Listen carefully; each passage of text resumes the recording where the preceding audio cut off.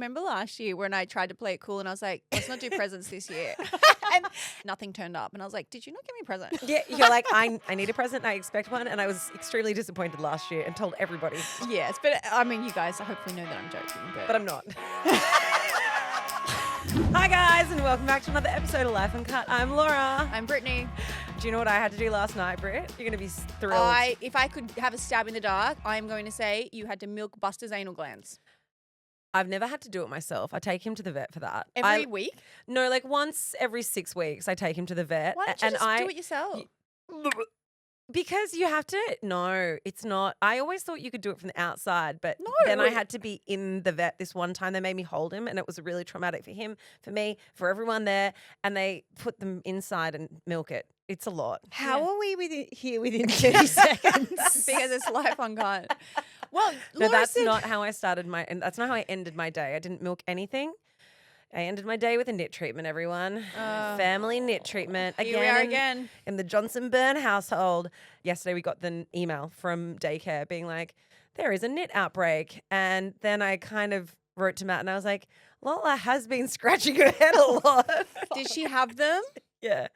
Yeah, she did. So you've got them? No, I don't anymore because that K424, whatever it's called, is really effective. I blitzed the whole family. We're knit free again, but yesterday not so much the case. And now Vanessa's scratching her head. Oh, God. Oh, God. I actually just scratched mine too. You know, it's like an instant reflex. Someone says knits and you're like, I know. To be fair, though, kids, unfortunately, kids bring them home from school all the time. And Yeah, of especially if you have kids that don't wear their hair back. Like Molly always takes her hair out. Even if we ask her to wear it in a bun, she'll just pull it out during the day. Yeah, I think you got to plait them or something. Yeah, we do. And then she wants to be Taylor Swift, so she takes her hair out. But the problem... Taylor Swift does plaits. The problem... She comes home with cat eye. So Matt and I just wanted to be known because I'm sure Daily Mail's going to write an article about us being the knit family. Matt and I did not have knits. Just the kids. So you can write that. I'm pretty sure the Daily Mail weren't going to write. Imagine that. Imagine that's the headline. Laura and Matt have knits. Like, slow news day. They've done slower. They've done work. Have they? They're knits. Oh, yeah. I mean, dude, you walk out of their house wearing a crop top and they're like, Brittany's stunning abs, blah, blah, blah. And yeah, they do. No one's ever said that. No one. Not Brittany's one person. They do. Give No, me some buzzwords Brittany's- that they use. even Brittany's if I'm- glistening abdominals. Even Showing off. That's what they do. Shows off. No, Trim even though figure. I'm Shows off what married. husband is missing. It's what X is missing. That's what it is. Brittany shows X what he's missing. I was like, Brittany's married. Brittany doesn't think about her ex. Brittany has moved on. Okay, so I want to tell you something. I don't get embarrassed. You guys know this, but very occasionally something slips in. And it happened to me on the weekend. I had the feeling, I felt the emotion, I was embarrassed. When something slipped in. So, no, unfortunately, nothing has slipped in a long time. So, I am embarrassed to even admit this before I tell you the embarrassing story. Last week's episode of the podcast, if you listen to it, it was, we said, you know, this is really rogue. This is a rogue episode, but it was so funny. I also would love it to be known that we did plan content for that episode. We actually prepped some relatively nuanced things and then something happened and it was like 2 hours in and we hadn't gotten to it yet and we just decided it was time to go. Well, so It was very funny though.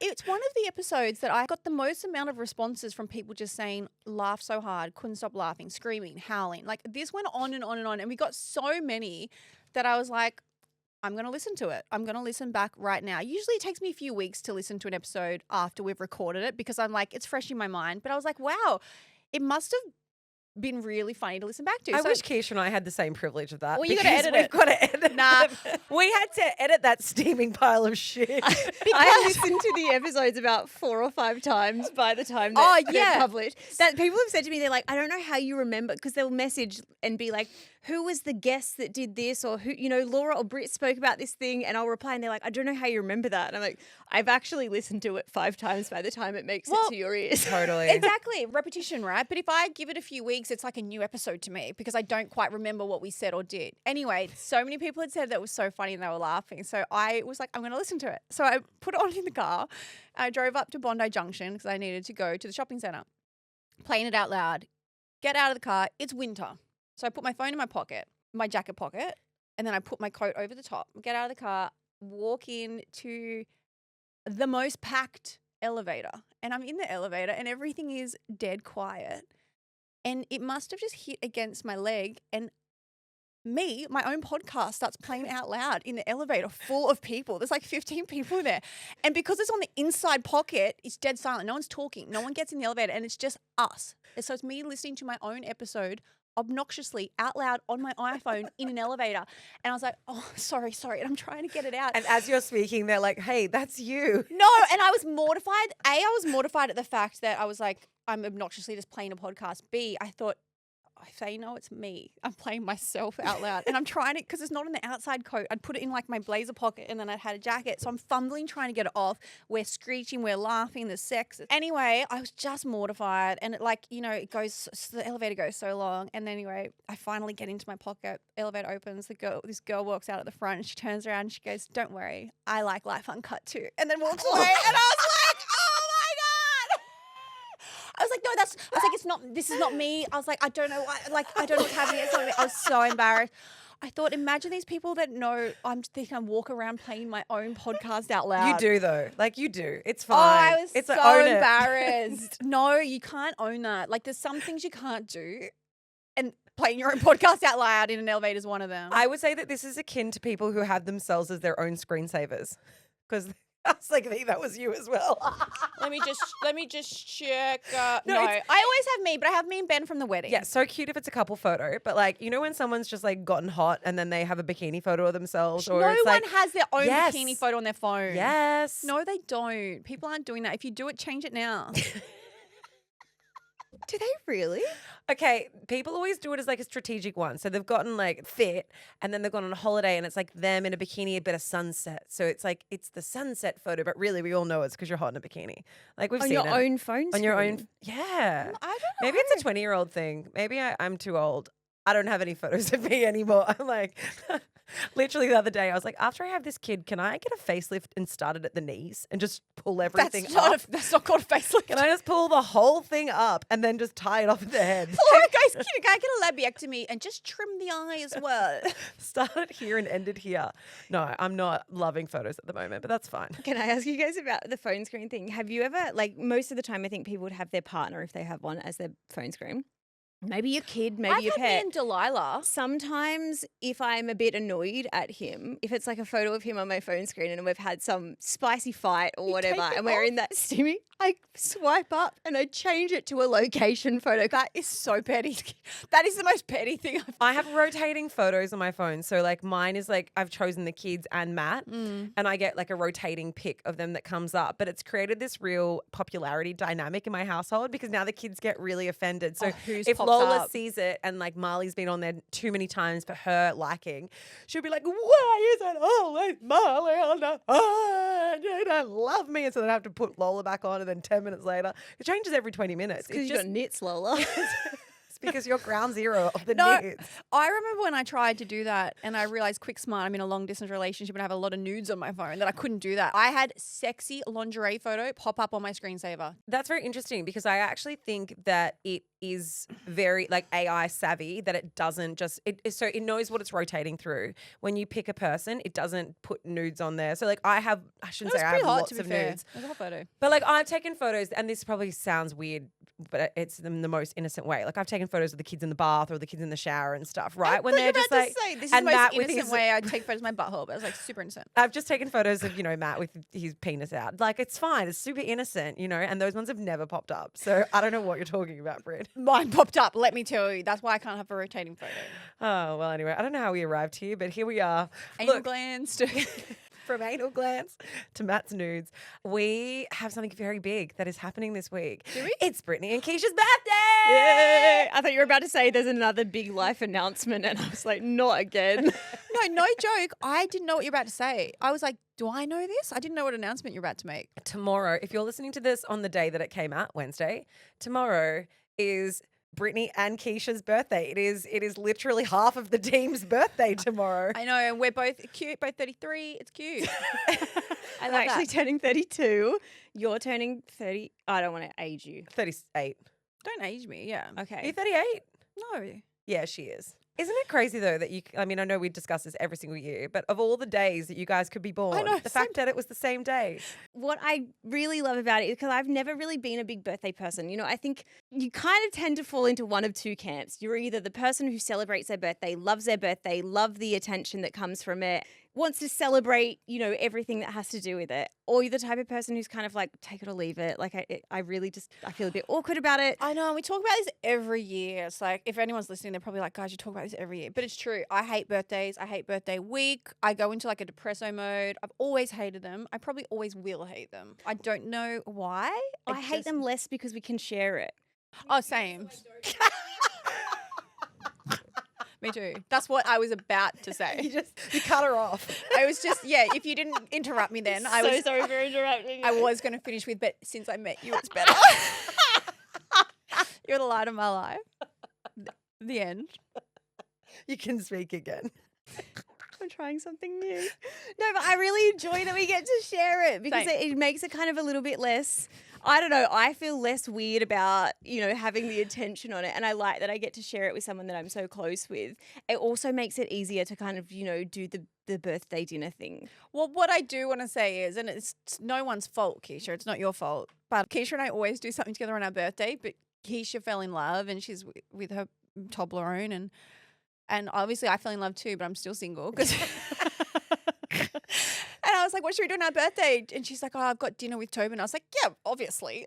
I'm doing stuff too. I was like, I'm going to also do my own thing. Excuse me, we were going to go to Alex Warren concert with my kids. So like, when you said you're bringing Marley, I was like, oh, it's a family thing. I was like, you guys go. No, it was just me and Marley. And also I did invite you to our couples dinner because you were a part of it. I'm not going to crash your romantic couples dinner. It's all right. Everything is fine. The floor is lava. I mean, a couple of years ago, we did an episode around birthdays. And also because I think originally when we spoke about it, it was like how for some people it feels so anticlimactic. And you have this like, it should be a time, there should be a celebration. But for a lot of people, and it's not necessarily age related, but it feels like a brace yourself moment. And Keisha, I think you put it perfectly where you were saying it's a date kind of like New Year's that makes you have this self-reflection as to whether your life is where you expected it to be at by that age, you know, whatever that arbitrary age point is that you've kind of like set for yourself. How do you feel this year going into like another year older, another year wiser? Is that the end of the question? Yeah. Britt, go for it. Do you feel any different about it this year?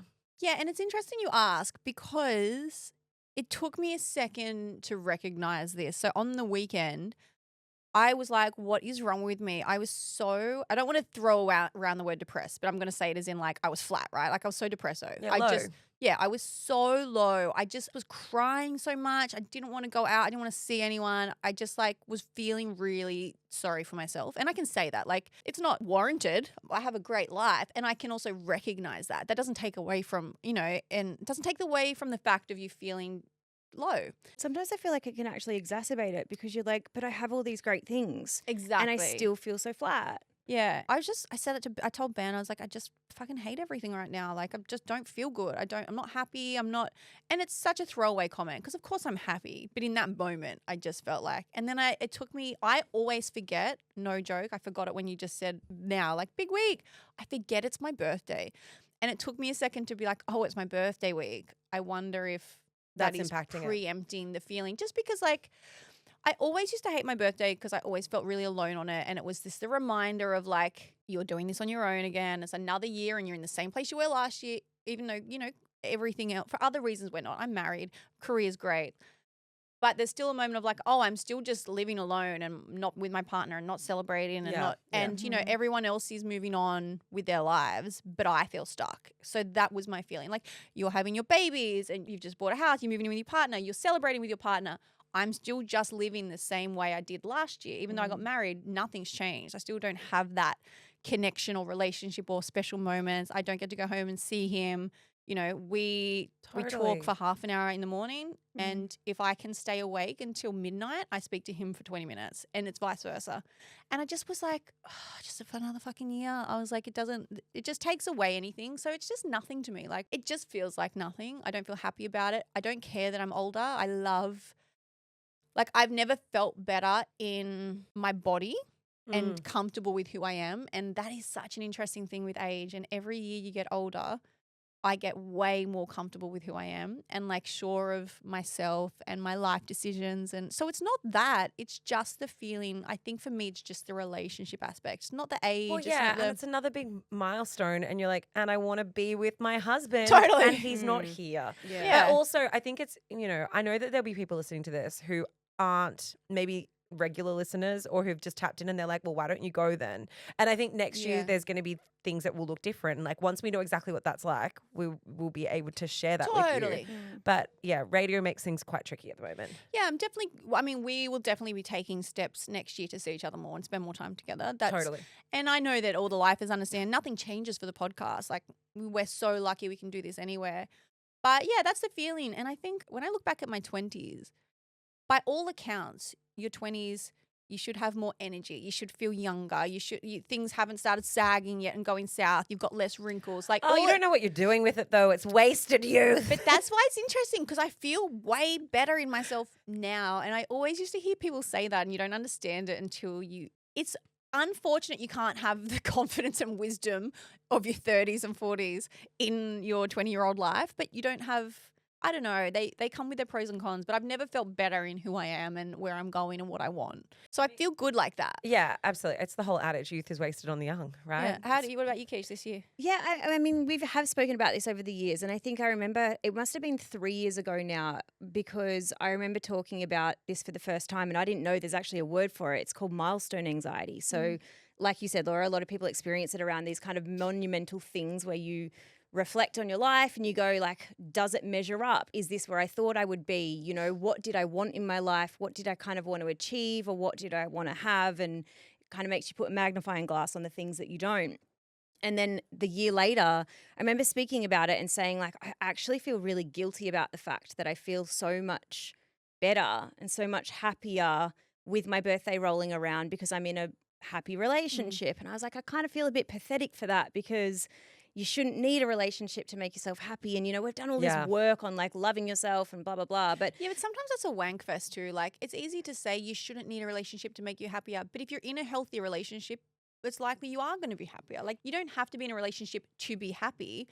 But for something like a birthday, for example, maybe for you, it's a different feeling of being safe and loved and celebrated. Yeah, and I remember speaking about that at the time. And Laura, you said this thing to me. You were like, well, it's because there's someone else that is going to celebrate you. And, I think the one thing I took away from those conversations was actually to really try and make more of an effort to celebrate and honor my friends if they weren't in a relationship when it comes to things like their birthday or even other things that they might achieve. Like that was the takeaway that I was like, I need to remember how I felt then and how I felt now, because for the people in my life that don't have that person to wake up next to, they're probably feeling how I used to. And so, yeah, that was something that really was a bit of an eye-opener for me. So this year, I mean, firstly, I do not feel 32. Like it's so crazy to me that we're here. We're here. And I think this year for me in particular, buying my first house with my partner has been a particularly big, like tick the box kind of thing.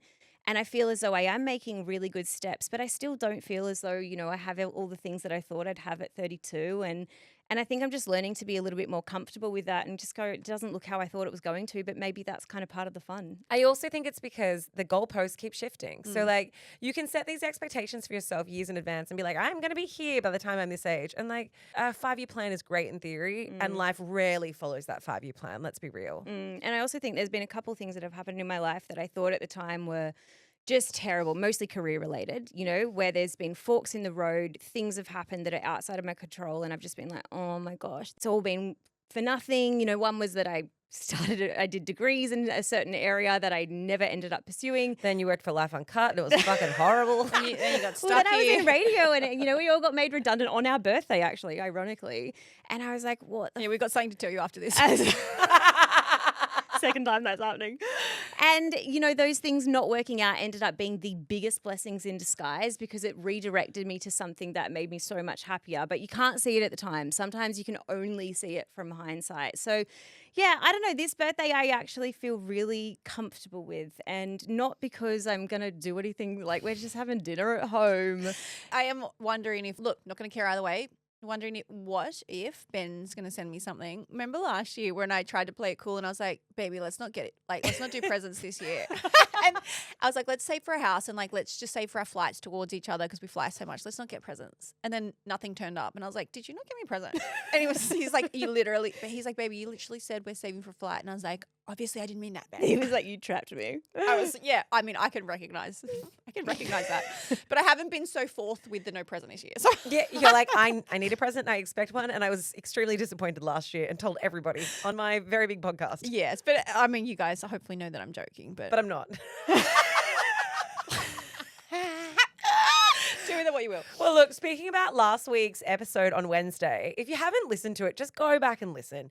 It's really, you're not In the gonna elevator out loud. you won't learn anything. You're not going to come away from it smarter, but you might have a chuckle. And if you just need something to like get you in a good mood, that is the episode. Stop what you're doing right now. Go back, listen to that, and then come back to this. It's Wednesday's episode. It's called Brittany Has Big News. Oh yeah, you don't want to miss it.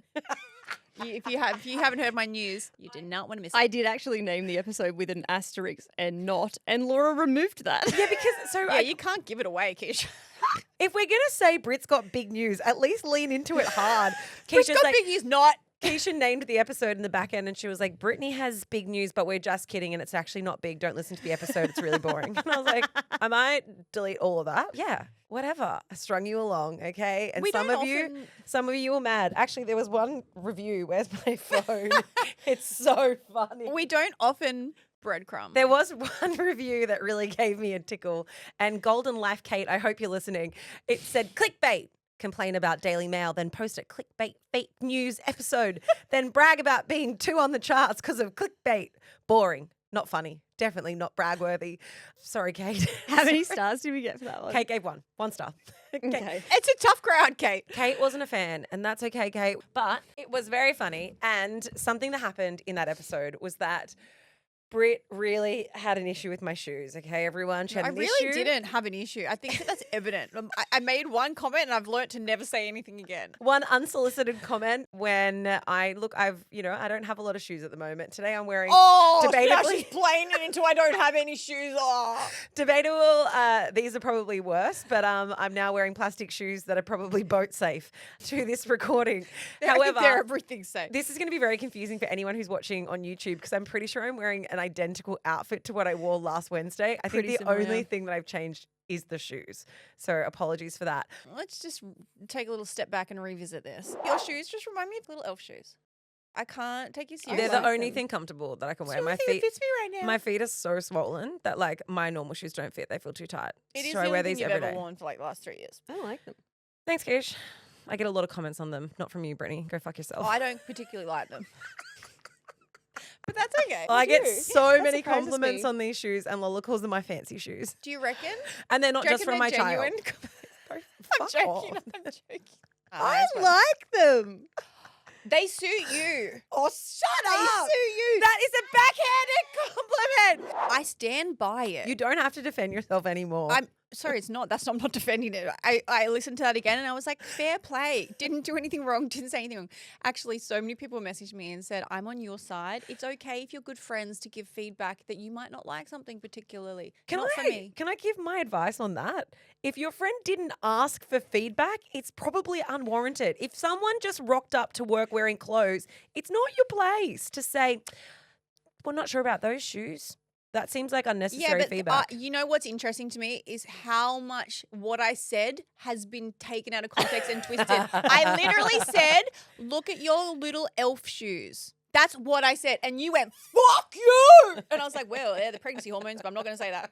That was all I said was look at those little elf shoes. Do you know what I feel the equivalent of this is when you ask a friend like, hey, what do you think of this? And they turn and they look at you and they go, have you packed anything else?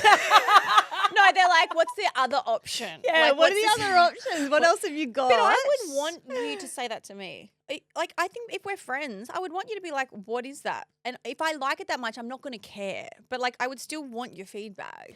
I don't know. At this point in pregnancy, I'm actually not after feedback from anyone. Like, I'm really not. Please don't give me feedback on my clothes. Not a lot no, fits me. lesson learned. I'm not even going to look you in the eye.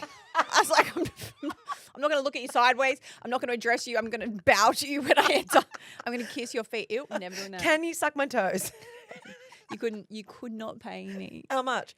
Okay, that's going to take a weird tangent if we start getting down that. Okay, so off the back of this, we were talking about like, what are your backhanded, I don't mean backhanded compliments. I mean like backhanded kill 'em with kindness sentences, I guess, or comebacks. Like if someone says something to you and it could be a compliment, but actually it's kind of an insult. Well, it's like you drop the compliment, but then like physically you're literally mic dropping and walking away. Like that's how you feel about what you've just said. Like an example of this could be, I love that for you. You don't really love that for them. That's not true. You don't love it at all. Pretty, you say it all the time. I was going to say, Britt says it all the time. I actually don't think there's anything wrong with that one. I was like, how did that one get on the list? I love that for you. Is this just all taken from my vocab? Okay, so we did the call out. We wanted to know, like, what is your like sassy little comeback that you use that kind of floors the conversation, but also could be potentially construed as being polite still? Yeah, and you could defend yourself in a court of law if you had to. Okay, I want to start with my absolute favorite. Like, this is the best thing you can do as a throwback to somebody.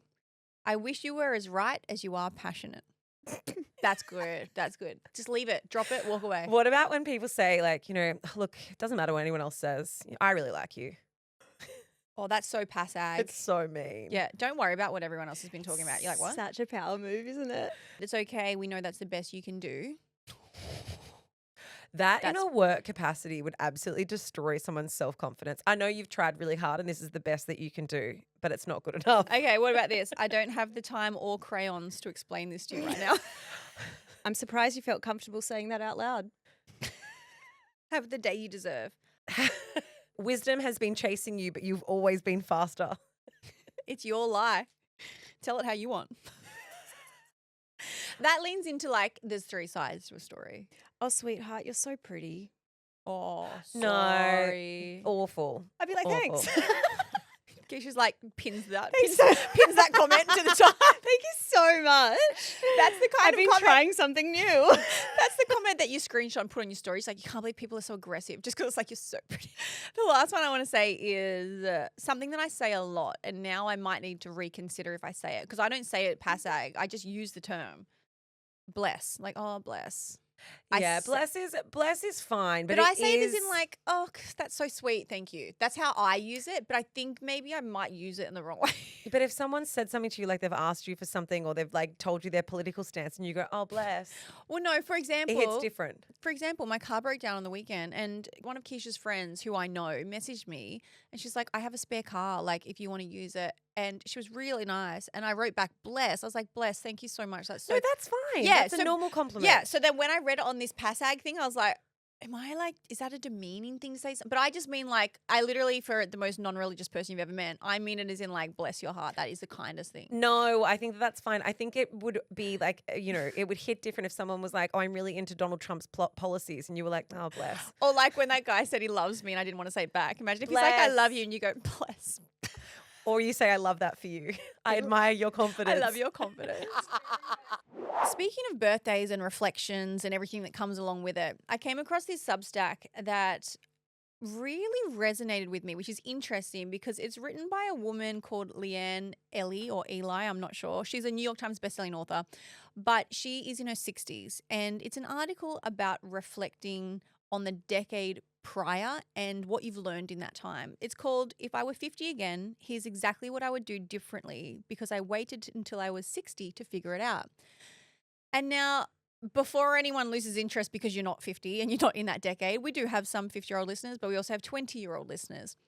I think this is relevant to everybody because the idea remains the same. The idea is that you've lived a life, you've learned, you're wiser, and you can reflect back on the decade prior to what you would have done had you had the knowledge that you have now. Well, it's kind of like the conversation where people say like, what I would tell my 20-year-old self if I could again. But sometimes I think about these conversations and I'm like, you can't, because you have to live the experience. It's all well and good to be like, I wish I would have known this and then I would have said this.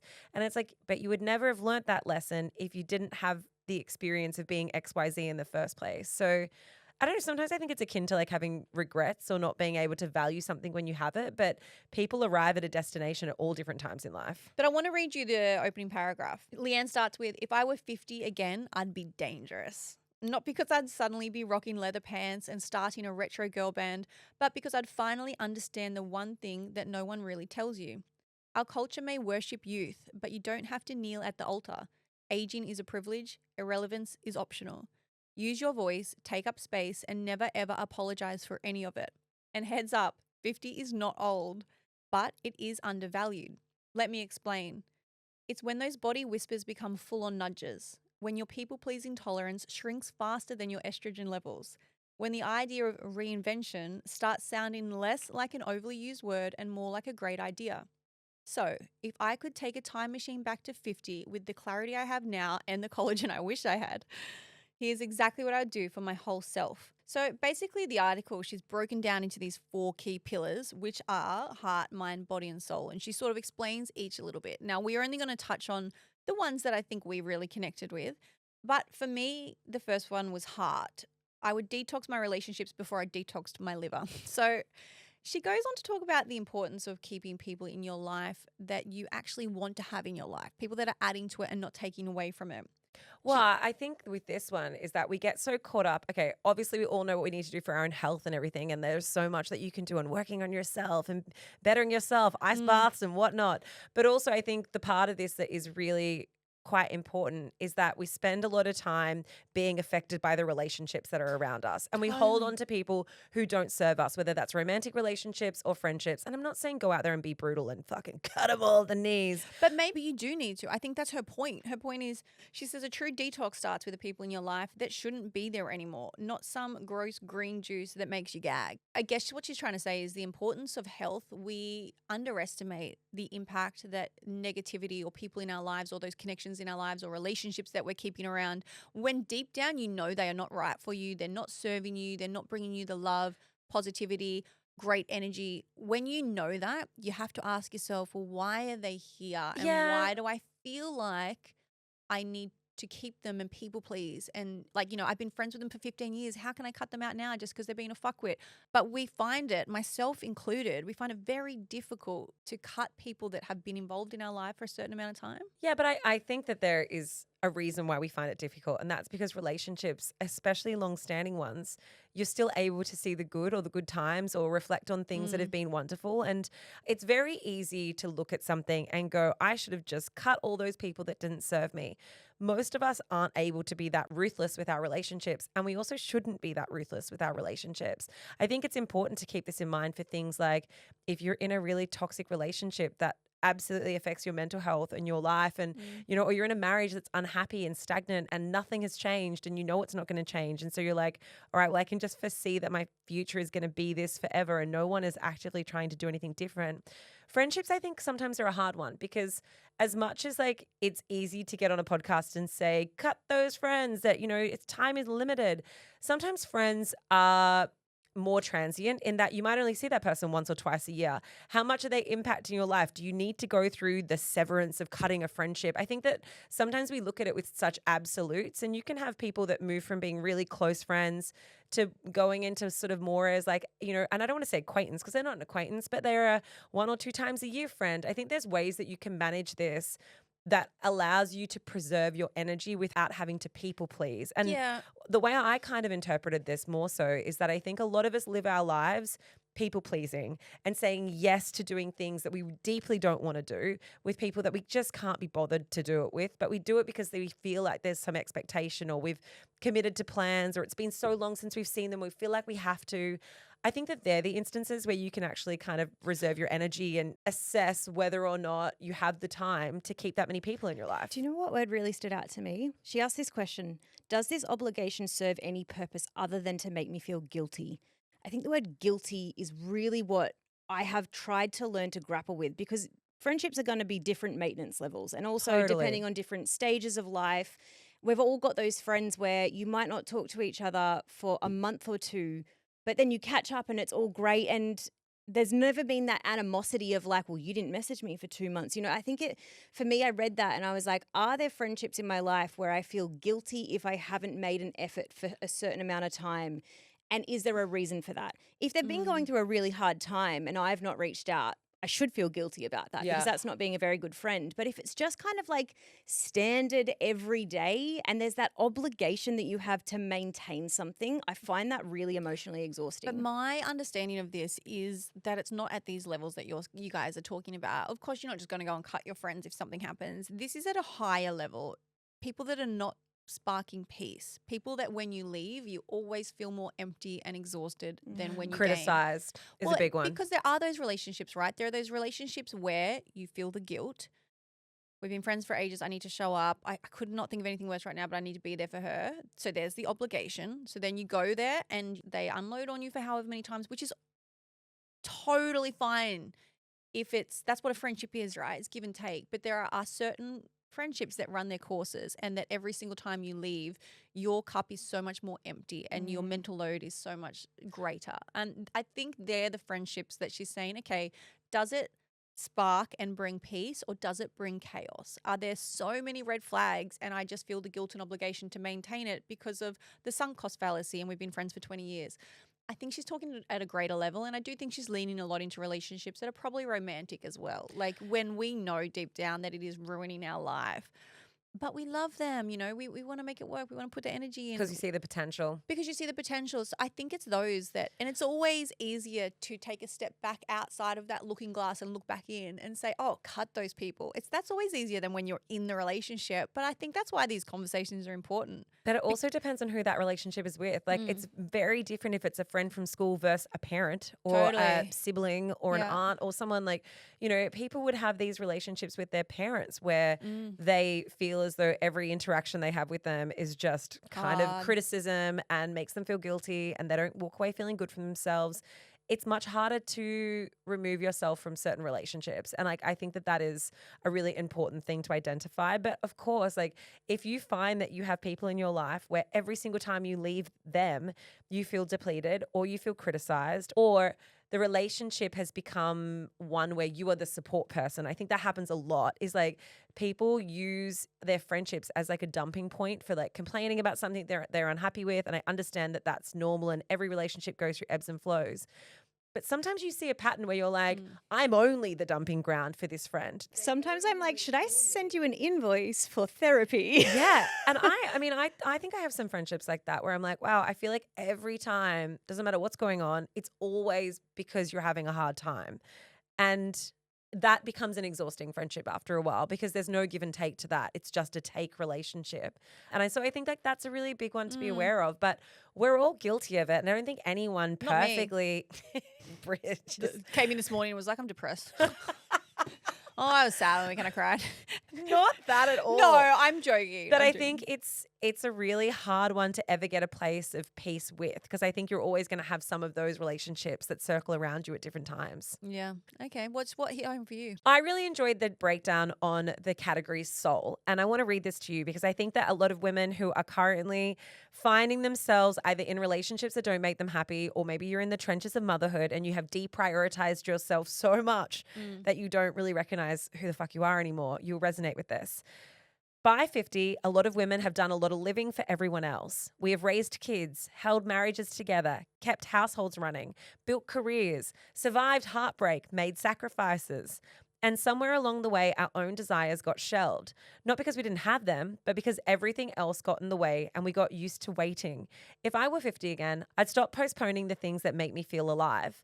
I wouldn't wait until burnout or a crisis forced me to make a change. Here is the unvarnished truth. Sister, you are not selfish for wanting more. I think we as women, especially when you have children, it is kind of something that you do. And maybe it happens both sides. Don't think we can just isolate it to just women. But when you have kids and you have other responsibilities and you're hustling and you're trying to keep a household and everything else, I think it is very easy to slip into the lifestyle of doing everything for everyone else and prioritizing everyone else all the time. And then you get to the end of the day and you're like, but what did I actually do for me? I know I went to work and I know I got shit done, but what was in that day for me? What was in that week for me? What was in that month for me? Yeah, it's really interesting when we talk about this in terms of perimenopause and menopause, right? Because there's a lot of research that's come out around menopause is one of the greatest time for divorces in relationships. But the research hasn't quite extended. Is it because it's purely hormonal related where women go fucking crazy? Or is it actually also a time where women are usually in their mid 40s or 50s and they've realized they're fucking unhappy with their lives. And so everything is just screaming at them. Yes, the hormones are there, but also maybe their kids are a little bit older. Maybe it's a time of reflection where they're like, holy shit, I have all of these feelings about the place that I've arrived at, and I'm actually not that happy with it. And so I do question whether it's a bit of chicken and the egg with this whole menopause conversation. I mean, I also took away something from the soul category, and it's about at 50, I'd stop postponing the things that make me feel fully alive. I think this leans into, for everyone, child-free or kids or whoever you are, I think it leans into age. We feel like we are too old to start again or to try something new. Like so many times people are like, oh, I can't go back to school. I'm already in my 30s or I'm in my 40s. I always wanted to do this. I always wanted to start my own business, but like I'm too old now. The competition's too much. There's too many young people that are doing the same thing. We get sucked into this vacuum of like your life had to have been done and set up by the time you hit 30, and you are crazy if you want to start again any older than that. Milestone anxiety. But I also think there's an element specifically for women in this, and maybe it's not. Maybe I just feel that way because I'm in it. I think that women also have that scarcity mindset put onto us because there hasn't always been a piece of the pie. So you kind of think, well, if I've always wanted to do this thing, or if I've always wanted to go and achieve that or go and experience that, it could be something fun as well. There can be a part of you that's so scared to actually do it in case what you come back to isn't there anymore. Totally. You know, in case that role or that piece of the pie has been given elsewhere. And it's because we have always had to fight for a seat at the table. And it's always kind of been assumed that if you got that seat at the table, hold on to it because it might not be there when you return. Yeah, and even if that means you're not living the life you want to or the dreams that you want to do, then, it's too bad because this is your option now. But I also think it's one of these things. Time is going past anyway. Just say you're 30 and you've always wanted to go back and study psychology. You're like, well, it's going to be 4 years of my life. It's not going to be finished until I'm 34 and I probably won't be working until I'm 35. Well, you either get to 35 and you've got your psychology degree, or you get to 35 and you wish you got your psychology degree. But my point is, like, the time is passing. So when you get to that milestone, you can either have done what you wanted to have done, or you can get there and just wish you did it. That's something that I think is really rings true. And not everyone is in the position to give up their life and go back and study or start their business. But you do have to weigh up the fact that time is going to pass regardless. It's not going to wait for you, but it could be there holding your hand, like you could be doing it together. I think there's a motto about this. It's like the best time to start was yesterday. The second best time to start was now. And then the third is tomorrow. That's not the saying. That is very bumper sticker, live, laugh, love. But I kind of get the point that they're talking about. Yeah. It's kind of the fact that, you can delay these things for as long as you want. The best time to start is now because, just do like it. you said, you're not getting younger. I mean, I think we can romanticize it in some ways because there's absolutely going to be some things that you do get past the time frame of being able to do in life, right? Like, I think it's almost like a bit magical, and it's kind of like telling a kid, you can be anything you want to be. Some kids will not be anything they want to be, right? Like, there's like structure within the system. But you absolutely can reinvent yourself. I think it's like, reinventing yourself within a metric that makes sense to your life as well is important. Because like if you've got kids and you have a family and you have responsibilities and then you go, you know what, I always wanted to be a cruise ship captain and fucking never be in the one spot. Like you're not going to do that, right? Like that's not. Maybe if your kids go on the cruise ship with you. Potentially.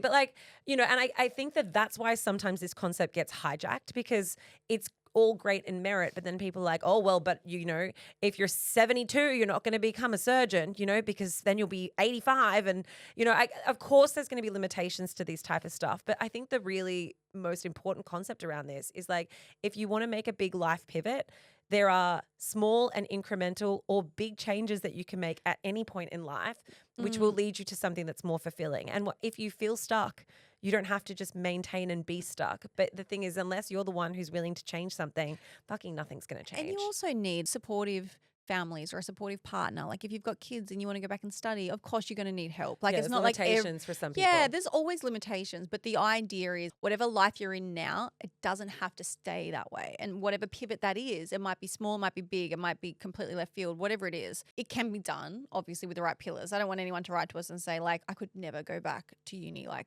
we can't afford it. That's not what we're saying. We're not saying like fuck your life now and go and do what you want to do.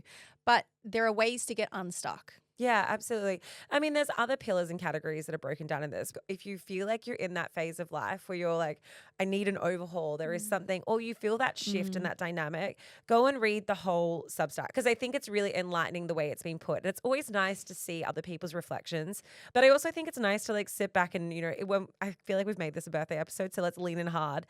It's also nice to look back on your own reflections. Like if you were to look back on the last 10 years of your life, and you were able to sit down and go, okay, cool. Here is the lessons I've learned, the things I would do differently. If I was able to live those 10 years with the beauty of hindsight, what would they be? Like, what would be your number one, Britt?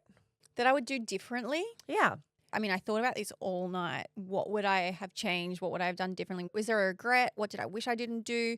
And I found it really hard to think of something I would do differently, to be honest. I am pretty proud of the fact that I was doing a lot of things that I wanted to do at the same time. Like, I was in a hospital, but I really wanted to go to acting school. So I went to acting school. But I really wanted to travel too. So I figured out that I could get a license overseas for my job and travel. So I clocked 60 countries. I was really lucky that I was able to go after what I wanted. I don't know where that came from other than like I've got nothing to lose. But one of my biggest life lessons is, and what I think maybe some people that are new to Life Uncut might not remember or know, but when we talk about the fact that you can change your life, I was 32 when I gave up like 90 hours a week in a hospital to try a podcast. Like that is crazy. And I had no experience. I just wanted to try something new, and that was really scary. And I only thought about this yesterday because out of the blue, I had this old hospital worker from so long ago that messaged me, and he said, wow, have I been living under a rock? I've just caught up to where you are in life. Like, he was a bit older. He's like, well done for like changing your life in the way you did. And that made me think, wow, like maybe I don't think about that enough, because it was a really scary big leap. But it just goes back to what we just said, is like, it is hard and it's not easy for everyone and it's not possible for everybody. But if you really want to make some kind of a change in your life, the only way to do it is to make some kind of a change in your life. And it doesn't matter how small that is, but you have to give it a go, because if you don't give something a go, the answer is always no. I think I interpreted this in a different way. Like, we asked what's one thing you'd do completely differently. I really wish that I could go back and understand my really quite desperate need for validation in a different way. That's exactly mine. Really? Exactly mine. That's so interesting, because I think my ADHD diagnosis brought about a lot of like introspection and trying to work out why I had done certain things and what behaviors were linked to a condition that I thought was just a personality. And through that, I learnt so much about how I used to crave validation in like literally every sense of it. In my romantic relationships, that was the worst. In my familial relationships, my friendships, my career, like every single thing I did in my 20s, I can actually relate back to trying to feel as though I was good enough for something and trying to kind of have that reflected back to me, whether it be with words or whether it be with behavior. And it was really exhausting, and you can never reach that goalpost. And a massive part of me wishes I could go back and be like, do you know what? It's actually an unattainable goal. You're never going to feel how you think it's going to make you feel. So stop trying to get it. I think that was my biggest reflection as well, when I was like, okay, what would be, and mine isn't the last 10 years, because to be honest, I mean, taking a punt, meeting Matt, like my life dramatically changed in the last, we've been together for 8 years now. So I would honestly look back on the last 8 years of my life and I'm like, I feel so lucky that I'm in the place that I'm in. But the 10 years prior to like that, the 20s. Well, it was until I was 31 really. But like that period of my life, I was so desperately seeking validation and really deeply did not understand that it has to come from yourself. And you have to be able to provide all of those things to yourself that you are seeking from external relationships. And I think it was, like you say, Keish, it was like the desperate need to wanting to be loved, the desperate need of like wanting to feel as though there was value, or I had value. I could give something to someone. How much better will your life be if I'm in it? Yeah. And I think the thing is like, it's weird because you can put that on someone else and you can be like, I felt not valued in that relationship. I felt like this. But when I look back at it, I'm like, I put myself in all these situations that left me feeling that way. But it's because I had super low self-esteem, really. And I think a lot of it came from like trying to fill this unlovable hole. If I'm a little bit skinnier, if I'm funnier, if I'm this, if I'm that, like always trying to fix to be a better version. The other thing that happens when you find yourself in that place in life, if you're always tweaking and moderating yourself so that the person that's in front of you likes you more, you kind of lose your sense of self. I would be a chameleon and I'm not just talking about romantic relationships. I was just a chameleon in my friendships, in my relationships, at my work. Like I'm very good at mirroring what I think the other person across from me wants. And that's not who I am now. I feel like I actually know who I am now. And yeah, that I don't know what it was that kind of shifted that, because it wasn't getting into a relationship. I think it's age. I think it's acceptance. It's probably also just a secure relationship too. Like you have so much safety now, and I mean, you're so sure of your relationship, your husband, your kids, who you are, what you want, your work. I would say that. It's funny though. When I listen to you both say that, I could not have been more polar opposite. And I don't know if I believe it, but I was the opposite to us. Like, I don't need you. I don't need anyone. I will get through life on my own. But I think I did need people. But it's what I was telling myself was the opposite. And maybe that in hindsight was detrimental because I fucking did need people and I did need help. But I was adamant. I was like, no, I am going to go live in this country on my own. And I am so happy here. Of course I wasn't at times. I was like, what am I doing on my own? I was like crying myself to sleep in Italy. And I was like, but I had convinced myself of like, there's no one in this life that I need, which is such a weird thing. Do you not look back on that now and be like, that was also a protection mechanism? Like you were very avoidant in relationships and your avoidance manifested itself in you being like, I don't need anyone. Absolutely. But then like we would all be privy to like the breakdowns around no one loves me. Yeah. Do you know what I mean? Like it's not real. I think we all tell ourselves these lies. We all have this narrative of the life that we want to live by. But when you really unpick it, you're like, oh, I have some fucking work to do and I am the problem. Well, I wanted, and 100%, like 100% that is it. But I did want to get myself to a place. I used to say, I want to get myself to a point where I don't need anyone, but I want them. And that's where I got myself to. I made myself so hyper independent that it almost became counterintuitive because I almost didn't want anyone in my space anymore. But I wanted to get myself to a point where I was like, I am choosing to be with you because I want to, not because I need you for internal reasons, for financial reasons, for external reasons. You know, mine was the opposite. I was like, I need you because my life means nothing without you. But it's interesting. It's interesting to look back and reflect on those little things. And you can't see them in the time when you're living them, but you can sure as hell see them now. That's exactly what I was just about to say. It's weird because Laura, you said it before that sometimes you can only see these things with hindsight. You actually had to do the fuck ups and learn the lessons to get to the point where you can recognize it. Because I think if you had asked me at 25, hey, do you have problems with validation? I would have been like, no. Yeah. But I had no awareness around it. You know, I didn't realize that that's what was actually going on internally. I think my coming to terms with all of that stuff, honestly, doing this podcast has been an absolute godsend for me in terms of learning about different therapy models and learning about different attachment styles, and even in having conversations throughout the last 6 years, doing the research. There's been so many aha moments that I have personally had, but like mine have just been like my own little personal milestones where I'm like, oh wow, I feel like I'm reading a mirror image of what I used to do. And I'm very grateful that this has given us the opportunity not only just to have conversations with all of you guys, but also this has been like such healthy self-reflection for us. And then lastly, I think it's really important to note like this generation, like our generation, everyone listening to, and when I say generation, I don't mean whether you're a Gen Z, Gen X, millennial. I mean, we are like the self-help era. You know, our parents kind of missed that boat. They're the era of like, times are tough and fucking have a cup of cement and get on with it. Like they just missed. Do you know what I mean? They just missed that era of like, okay, who is it that I am and how can I be a better version of myself? And why do I have the things going on that I have, or the tendencies or the hang-ups, or why do I keep doing this pattern behavior?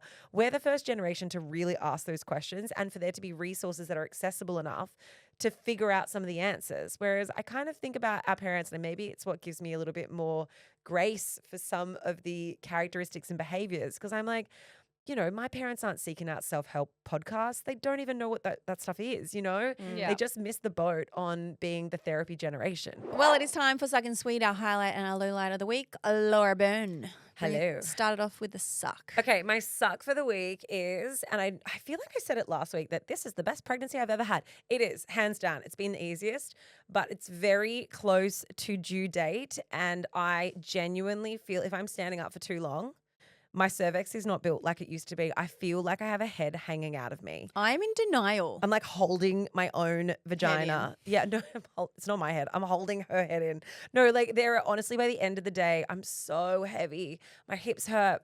My pelvis hurts. But I genuinely am like, am I crowning? Can someone check? Am I dilated? I'll check. How dilated? Someone just have a squiz. I would love to check to see if I could see it. I don't reckon you can yet, but it feels like you can. Like the other day, maybe she's coming earlier. I'd been on my feet all day, and I honestly got to the end of the day and I sat down and I was like, oh, dear God, I feel like I have a head between my legs. It's so uncomfortable. Maybe Anyway. that's her sign of coming early. Don't know. Which we're not ready for. So We are keep not- her in there. We haven't done enough pre-records. Ah! Invert yourself. Put your legs in the air. But my sweet for the week, and actually it's a really silly one because I know I'm always complaining about book week and how much effort it takes. And the reason why unlike some mums, I can't stand book week is because when you have kids in preschool, every day is book week. Like as in every day they have to go as a different character. I don't know if that's standard for preschools across the country, but I have to have 3 separate outfits for Fuck Lola that. because she's in daycare 3 days. Anyway, I was complaining because I was like, this is ridiculous. And I don't have time to make them. So then I have to buy the costumes. Anyway, she came downstairs. She didn't even come downstairs. She woke me up at 5:30 on Monday morning because she was so excited about book week. She sat at the table dressed in her full bluey outfit with her bluey mask on, trying to eat her sultana brand through her bluey mask. So cute. She got on the back of Matt's bike because Matt rides them to daycare. She got on the back of Matt's bike and she wore her full bluey outfit with mask the whole way. And Matt said it was really cute because everyone was beeping. And then this morning she did the same thing. She got up and she was just so fucking stoked That's really to be cute. Thelma the unicorn. And she put on her unicorn outfit and it is beyond adorable. It's so cute how much, even if I hate it, how much this She is loves just it. the highlight of her life. Yeah. She doesn't normally like going to daycare. So she's just like, woo, Yeah. I'm a unicorn. I need to show you guys a photo of this unicorn outfit because it's just so ridiculous and extravagant. She's like, but how am I going to sit in the car? Because my butt's so big. And I was like, you'll figure it out, girlfriend. You'll be fine. It's Just imagined her on the bike with the whole unicorn butt and tail It's flashing. huge. It is huge. So the legs are the feet and her legs go into its legs. And then it's this plush toy that goes around her. So it fully surrounds her body. And then you wear the unicorn. Anyway, I'll show you guys. Okay, my suck is my car breakdown on the weekend on a Sunday. It was not ideal. The number of people that told me to call the NRMA to get a battery, I obviously did that. And Thank you for your help. this was interesting actually because a lot of people didn't understand it. I didn't know this. So the lady said to me, you can call someone out. Generally speaking, we do have batteries on us. But she's like, the people that, well, I don't know what they're called, the servicemen and women, what are they called? The dri- mechanics, the call-out mechanics? Yeah, the on-call mechanics, I whatever. have no idea either. So I apparently, shouldn't laugh because I don't know. yeah, apparently they pick up their batteries on a Monday for the week, and that's what lasts them the week. Yeah, it's real. That's what she said, and I was like, oh, she's like, so often by Sunday afternoon, when you're calling, she's like, they might not have your battery left if they had a lot of call-outs that week with your kind of battery. She's like, so it's late Sunday afternoon. If you don't need it now, I would suggest wait till you're safe. She's like, of course we can come out. And I was like, I just couldn't be bothered. I was like, I'll just do it tomorrow. But that was something that I found really interesting and I never thought about, that they go and collect everything for the week. So I don't know if she was pulling my leg, but that is what the lady on the phone told me. She wasn't. And I also learned this because we've got the same car because I copied you. Same birthday, same car. I found out that if your car has the stop-start at a traffic light kind of vibe, it's a whole different type of battery. So the NRMA can't even replace it in your car, even if they had one. Yeah, right. If they're Every car is a stop-start car now, aren't they? Apparently, it's a different type of battery. The reason I learned this is because they are at least $200 more. And Yeah. I was like, great. I don't even use that feature, but it's a different type. So it requires, I don't know, more installation. I don't know. Yeah, so whatever, my car broke down. That was shit. And I was already crying. I was like, oh, Delilah and I just sat in the car. Whenever life feels overwhelming, the safest place is just to sit in your car. It's like you just feel safe in there. And so we just sat there for a while and Delilah was frothing to get out. And I was like, we just need to chill for a minute, Squid. I was like, let's just sit in this feeling. Let's just sit here and cry. Let's just sit here in this feeling and cry. She's like, I'd rather not. She's like, I give no fucks about your emotions. My sweet of the week is, it's our birthday and I'm going up to see my little niece Maya and Sherry and stuff, obviously. But it's Maya's birthday next week as well. So we're having birthday parties and stuff. And yeah, so that's my sweet. Cute.